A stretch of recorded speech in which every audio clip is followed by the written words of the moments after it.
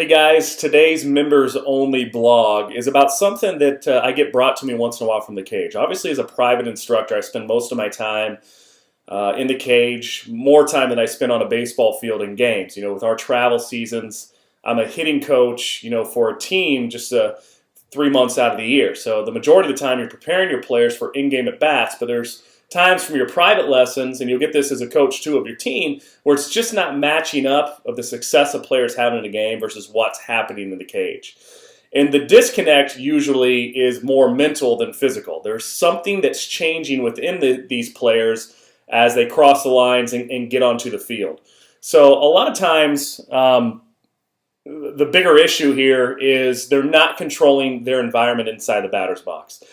When you have a private lesson, or you're working with guys in the cage that you've been with for a while, there's a definite level of comfort.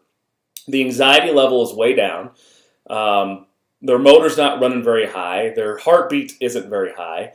And they're very smooth and almost methodical in their work pace, especially if they're an advanced player that you've gotten them to a point where you're taking them through routine. And that routine is comfortable for the player. And eventually they develop their own routines and they're working on their own. The disconnect happens when they don't have that same level of comfort and same feeling when they step out and compete. Because competing does something different to a player, especially guys that are uber competitive. Competing is going to raise the stress level. It's going to raise your anxiety level. It's going to raise your heartbeat. All of these things change the dynamic of the swing and can change the mindset of the hitter. Because all that stuff increases the pace of our central nervous system.